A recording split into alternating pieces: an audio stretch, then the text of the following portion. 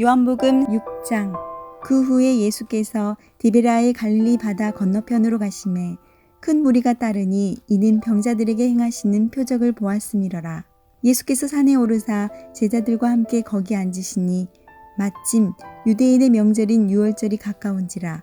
예수께서 눈을 들어 큰 무리가 자기에게로 오는 것을 보시고 빌립에게 이르시되 우리가 어디서 떡을 사서 이 사람들을 먹이겠느냐 하시니 이렇게 말씀하심은 친히 어떻게 하실지를 아시고 빌립을 시험하고자 하심이라. 빌립이 대답하되 각 사람으로 조금씩 받게 할지라도 200데나리온의 떡이 부족하리이다. 제자 중 하나 곧 시몬 베드로의 형제 안드레가 예수께 여짜오되 여기 한 아이가 있어 보리떡 5개와 물고기 2마리를 가지고 있나이다. 그러나 그것이 이 많은 사람에게 얼마나 되겠사옵나이까. 예수께서 이르시되 이 사람들로 앉게 하라 하시니 그곳에 잔디가 많은지라. 사람들이 앉으니 수가 5,000명쯤 되더라. 예수께서 떡을 가져 축사하신 후에 앉아있는 자들에게 나눠주시고 물고기도 그렇게 그들의 원대로 주시니라. 그들이 배부른 후에 예수께서 제자들에게 이르시되 남은 조각을 거두고 버리는 것이 없게 하라 하시므로 이에 거두니 보리떡 5개로 먹고 남은 조각이 12바구니에 찼더라. 그 사람들이 예수께서 행하신 이 표적을 보고 말하되 이는 참으로 세상에 오실 그 선지자라 하더라. 그러므로 예수께서 그들이 와서 자기를 억지로 붙들어 임금으로 삼으려는 줄 아시고 다시 혼자 산으로 떠나가시니라. 저물매 제자들이 바다에 내려가서 배를 타고 바다를 건너 가버나움으로 가는데 이미 어두웠고 예수는 아직 그들에게 오시지 아니하셨더니 큰 바람이 불어 파도가 일어나더라. 제자들이 노를 저어 10여리쯤 가다가 예수께서 바다 위로 걸어 배에 가까이 오심을 보고 두려워하거늘 이르시되 내니 두려워하지 말라 하신대 이에 기뻐서 배로 영접하니 배는 곧 그들이 가려던 땅에 이르렀더라. 이튿날 바다 건너편에 서 있던 무리가 배 한 척 외에 다른 배가 거기 없는 것과 또 어제 예수께서 제자들과 함께 그 배에 오르지 아니하시고 제자들만 가는 것을 보았더니 그러나 디비라에서 배들이 주께서 축사하신 후 여럿이 떡 먹던 그곳에 가까이 왔더라. 우리가 거기에 예수도 안 계시고 제자들도 없음을 보고 곧 배들을 타고 예수를 찾으러 가버나움으로 가서 바다 건너편에서 만나 랍비여 언제 여기 오셨나이까 하니 예수께서 대답하여 이르시되 내가 진실로 진실로 너희에게 이르노니 너희가 나를 찾는 것은 표적을 본 까닭이 아니요 떡을 먹고 배부른 까닭이로다. 썩을 양식을 위하여 일하지 말고 영생하도록 있는 양식을 위하여 하라. 이 양식은 인자가 너희에게 주리니 인자는 아버지 하나님께서 인치신 자니라. 그들이 묻되 우리가 어떻게 하여야 하나님의 일을 하오리까? 예수께서 대답하여 이르시되 하나님께서 보내신 이를 믿는 것이 하나님의 일이니라 하시니 그들이 묻되 그러면 우리가 보고 당신을 믿도록 행하시는 표적이 무엇이니이까? 하시는 일이 무엇이니이까? 기록된 바 하늘에서 그들에게 떡을 주어 먹게 하였다 함과 같이 우리 조상들은 광야에서 만나를 먹었나이다. 예수께서 이르시되 내가 진실로 진실로 너희에게 이르노니 모세가 너희에게 하늘로부터 떡을 준 것이 아니라 내 아버지께서 너희에게 하늘로부터 참 떡을 주시나니 하나님의 떡은 하늘에서 내려 세상에 생명을 주는 것이니라. 그들이 이르되 주여 이 떡을 항상 우리에게 주소서. 예수께서 이르시되 나는 생명의 떡이니 내게 오는 자는 결코 줄이지 아니할 터이요 나를 믿는 자는 영원히 목마르지 아니하리라. 그러나 내가 너희에게 이르기를 너희는 나를 보고도 믿지 아니하는도다 하였느니라. 아버지께서 내게 주시는 자는 다 내게로 올 것이요 내게 오는 자는 내가 결코 내쫓지 아니하리라. 내가 하늘에서 내려온 것은 내 뜻을 행하려 함이 아니요 나를 보내신 이의 뜻을 행하려 함이니라. 나를 보내신 이의 뜻은 내게 주신 자 중에 내가 하나도 잃어버리지 아니하고 마지막 날에 다시 살리는 이것이니라. 내 아버지의 뜻은 아들을 보고 믿는 자마다 영생을 얻는 이것이니 마지막 날에 내가 이를 다시 살리리라 하시니라. 자기가 하늘에서 내려온 떡이라 하심으로 유대인들이 예수에 대하여 수군거려 이르되 이는 요셉의 아들 예수가 아니냐? 그 부모를 우리가 아는데 자기가 지금 어찌하여 하늘에서 내려왔다 하느냐? 예수께서 대답하여 이르시되 너희는 서로 수군거리지 말라. 나를 보내신 아버지께서 이끌지 아니하시면 아무도 내게 올 수 없으니 오는 그를 내가 마지막 날에 다시 살리리라. 선지자의 글에 그들이 다 하나님의 가르치심을 받으리라 기록되었은즉 아버지께 듣고 배운 사람마다 내게로 오느니라. 이는 아버지를 본 자가 있다는 것이 아니니라. 오직 하나님에게서 온 자만 아버지를 보았느니라. 진실로 진실로 너희에게 이르노니 믿는 자는 영생을 가졌나니 내가 곧 생명의 떡이니라. 너희 조상들은 광야에서 만나를 먹었어도 죽었거니와 이는 하늘에서 내려오는 떡이니 사람으로 하여금 먹고 죽지 아니하게 하는 것이니라. 나는 하늘에서 내려온 살아있는 떡이니 사람이 이 떡을 먹으면 영생하리라. 내가 줄 떡은 곧 세상의 생명을 위한 내 살이니라 하시니라. 그러므로 유대인들이 서로 다투어 이르되 이 사람이 어찌 능히 자기 살을 우리에게 주어 먹게 하겠느냐. 예수께서 이르시되 내가 진실로 진실로 너희에게 이르노니 인자의 살을 먹지 아니하고 인자의 피를 마시지 아니하면 너희 속에 생명이 없느니라. 내 살을 먹고 내 피를 마시는 자는 영생을 가졌고 마지막 날에 내가 그를 다시 살리리니 내 살은 참된 양식이요 내 피는 참된 음료로다. 내 살을 먹고 내 피를 마시는 자는 내 안에 거하고 나도 그의 안에 거하나니 살아계신 아버지께서 나를 보내심에 내가 아버지로 말미암아 사는 것 같이 나를 먹는 그 사람도 나로 말미암아 살리라.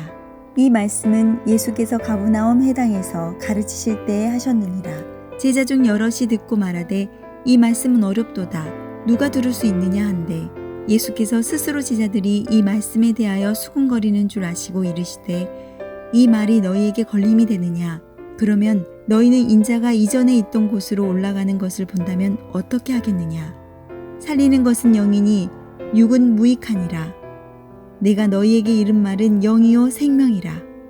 그러나 너희 중에 믿지 아니하는 자들이 있느니라 하시니 이는 예수께서 믿지 아니하는 자들이 누구며 자기를 팔 자가 누구인지 처음부터 아심이러라. 또 이르시되 그러므로 전에 너희에게 말하기를 내 아버지께서 오게 하여 주지 아니하시면 누구든지 내게 올 수 없다 하였노라 하시니라. 그때부터 그의 제자 중에서 많은 사람이 떠나가고 다시 그와 함께 다니지 아니하더라. 예수께서 12 제자에게 이르시되 너희도 가려느냐. 시몬 베드로가 대답하되 주여 영생의 말씀이 주께 있사오니 우리가 누구에게로 가오리이까. 우리가 주는 하나님의 거룩하신 자이신 줄 믿고 알았사옵나이다. 예수께서 대답하시되 내가 너희 12를 택하지 아니하였느냐. 그러나 너희 중에 한 사람은 마귀니라 하시니 이 말씀은 가룟 시몬의 아들 유다를 가리키심이라. 그는 12 중에 하나로 예수를 팔 자러라. 하늘에 계신 우리 아버지여, 이름이 거룩히 여김을 받으시오며 나라가 임하옵시며 뜻이 하늘에서 이룬 것 같이 땅에서도 이루어지이다. 오늘날 우리에게 일용할 양식을 주옵시고 우리가 우리에게 죄 지은 자를 사하여 준 것 같이 우리 죄를 사하여 주옵시고 우리를 시험에 들게 하지 마옵시고 다만 악에서 구하옵소서. 대개 나라와 권세와 영광이 아버지께 영원히 있사옵나이다. 아멘.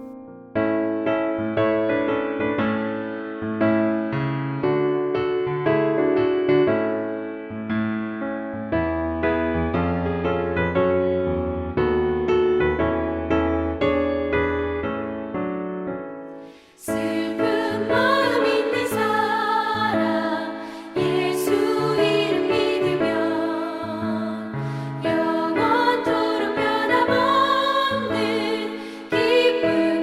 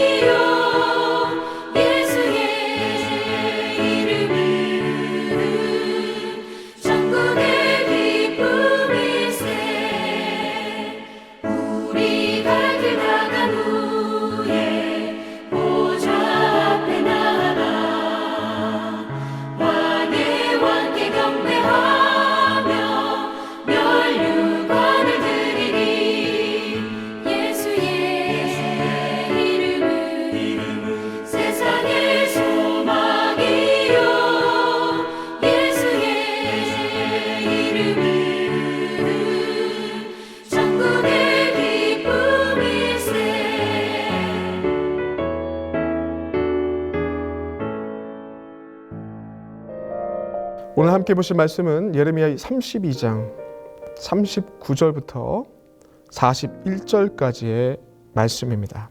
구약성경 1106페이지에 있습니다.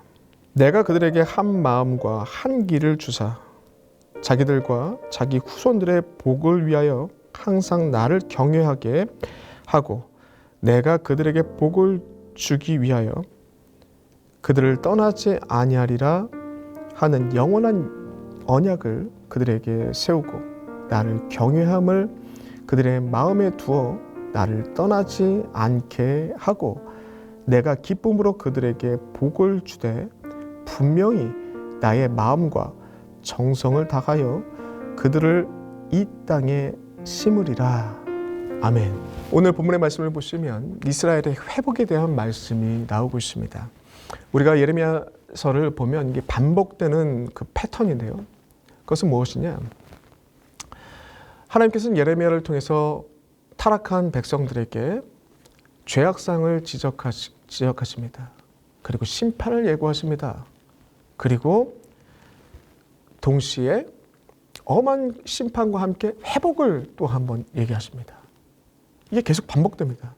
죄악상을 지적하고 심판을 예고하고 그 다음에 바로 이어서 그 회복을 명하시고 이런 내용들이 계속 반복되게 나오고 있습니다. 특별히 오늘 본문의 말씀 보시면 앞쪽의 내용을 보시면요. 이 36절에 그러나라는 표현이 있죠. 그 앞쪽의 내용을 보시면 하나님의 법을 버리고 자신의 욕망을 이루기 위해서 수단과 방법을 가리지 않고 광신도들처럼 자신의 자식을 바치는 그러한 아주 추악하고 끔찍한 모습을 보이는 죄악상을 기록하고 있습니다. 그리고 그 죄악상들을 바라보며 하나님께서 얼마나 분노하시는지 분노의 표현들이 계속 이어집니다. 29절에 보시면 나를 경록해 한 집들을 내가 사르리니 그리고 나의 노여움과 분을 일으킴으로 노여움, 분함, 큰 분노 이런 격한 표현들을 써가시며 그들의 끔찍한 죄악상들을 지적하십니다. 그리고 용서 없는 심판을 예고하십니다. 그런데 바로 이어지는 36절, 37절의 내용을 보시면 그러나 이스라엘의 하나님 여호와께서 모든 지방에서 그들을 모아 그곳으로 돌아오게 하여 안전하게 살게 할 것이라 라고 하면서 영원한 회복의 역사를 얘기합니다. 보통은 이렇게 엄한 심판과 그리고 격렬한 하나님의 분노의 표현이 있고 난 다음에 좀 시간차를 두신다든지 아니면 어떤 조건을 제시해가지고 조건을 합당하게 이루면 내가 받아줄 거다 뭐 그런 내용이 나오는 것이 아니라 그냥 엄청나게 강력한 심판의 메시지가 있다가 갑자기 그러나 동시에 회복의 메시지가 같이 주어지고 있어요. 이 예레미야에 나와 있는 그 모든 예언들을 보시면 죄악을 지적하고 그리고 엄한 심판을 얘기하다가 갑자기 회복을 얘기하는 게 계속 반복됩니다. 왜 이렇게 이런 표현이 계속 반복될까라는 그 궁금증을 가질 수밖에 없습니다. 일반적으로 나에게 잘못하는 사람들이 있으면 어떻게 반응합니까? 무엇이 잘못됐는지, 저 사람이 나한테 어떤 잘못을 했는지 내 안에 일단 정리가 되고 그 다음에 그게 얼마만큼 화가 나는 내용인지 이 내용을 내가 참을 수 없는 분노의 내용인지 그 정리하겠죠. 그리고 그 정리한 대로 화를 내든지 분노를 하든지 그리고 또 어떤 반응이 나옵니까? 그리고 상대방이 그 내 분노의 표현에 어떻게 반응하는지 내 논리적으로 따져 물었을 때 이 사람이 어떻게 수긍하든지 아니면은 반대를 하든지 그 상태를 보고 그 다음 이 사람을 다시 한번 징계를 할지 다시 한번 용서를 할지 그때 정하는 거 아니겠습니까? 근데 오늘 본문의 말씀을 보시면 이게 같이 나오고 있어요. 어떤 사람을 지적하고 그리고 화의 표현이 나오고 그 다음에 심판의 표현이 나오면서 갑자기 또 그 완전한 회복의 메시지가 함께 나오고 있습니다. 이해할 수 없는 표현들이 계속 반복되고 있는데 왜 이럴까라고 이렇게 생각을 해보니까 딱 이렇습니다. 보통은 그러지 않는데 우리 부모가 자식을 훈계할 때, 이 훈계할 때는 이렇게 이 내용이 동시에 나옵니다.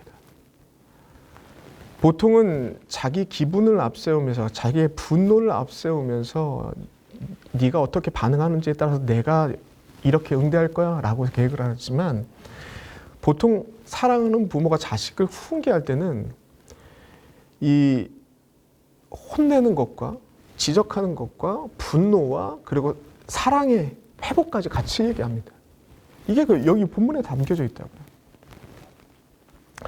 내가 하는 거 봐서 용서해 주든지 회복을 말해 줄 거야 하지 않아요.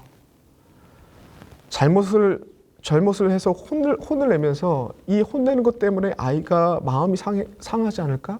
인격이 상하지 않을까? 낙심하면 어떨까 할까?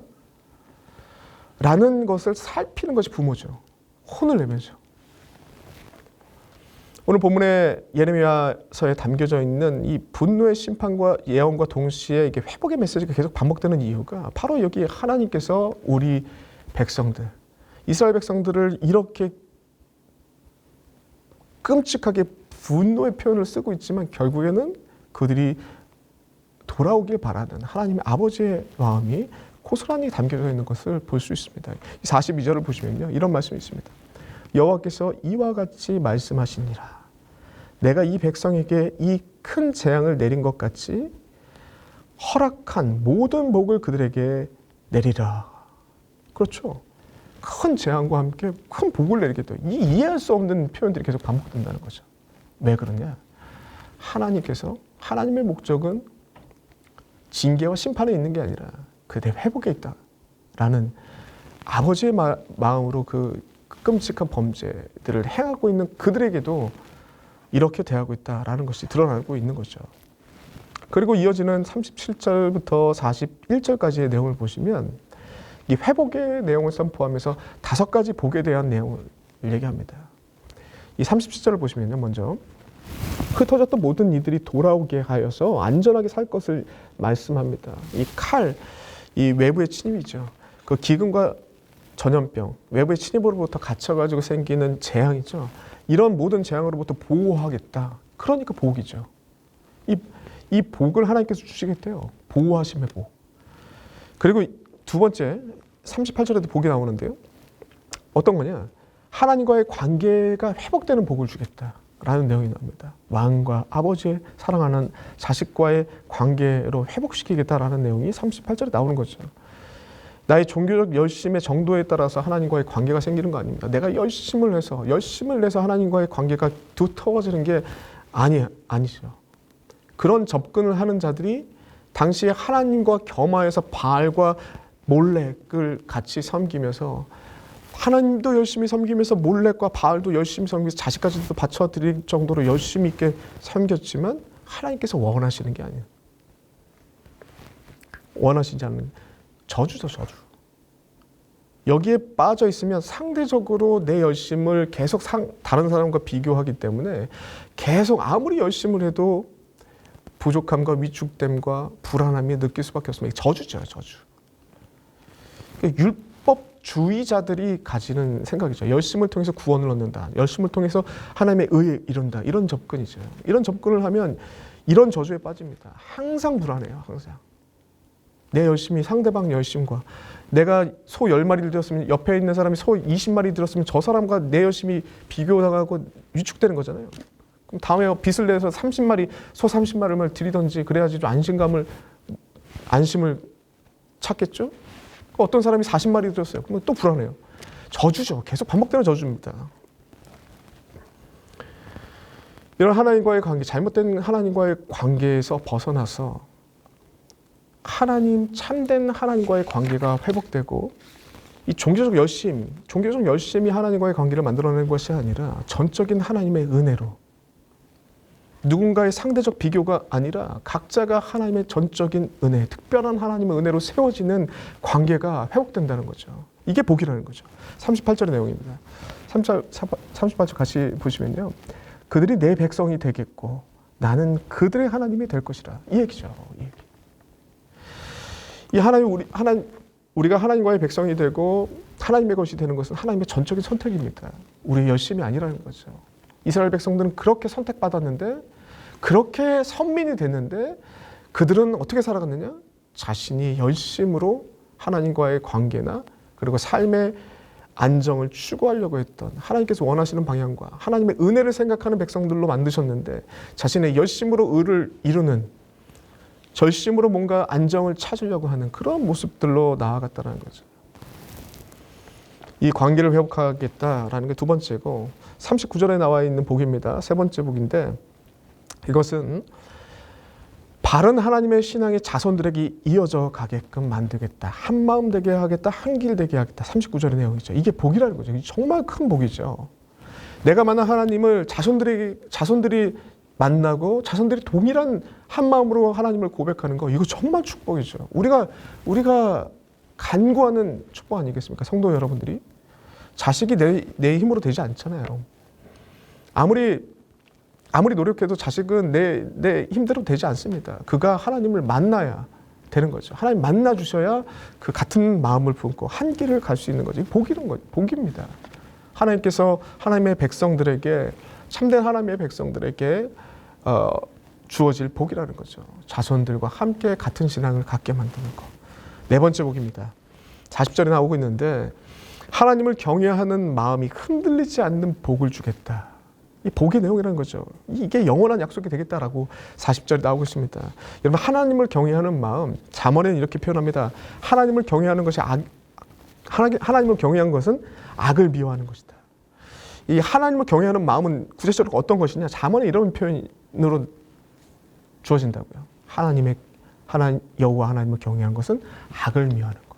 여러분들, 악을 미워하게 되어 있습니다. 악을 사랑하는 게 아니라 악을 구별해서, 악과 구별된 존재라는 것을 알게 되고 악을 미워하며 삶의 여호와를 경외하는 것이 삶의 토대가 되고, 잠언 14장의 내용이고 잠언 19장의 내용은 뭐라고 되어 있냐면, 여호와 하나님을 경외하는 것은 생명에 이르게 한다. 여호와 하나님 경외하는 것은 생명으로 우리를 이끌어간다는 거죠. 장수하게 한다. 잠언 10장의 내용이고. 그래서 복이라는 것이죠. 하나님을 경외하는 마음을 흔들리지 않게 주겠다. 이것은 이 복의 내용을 다 포함하는 것입니다. 악을 미워하게 되고 생명에 이르고 장수하고 삶의 토대가 되게 만들겠다는 얘기죠.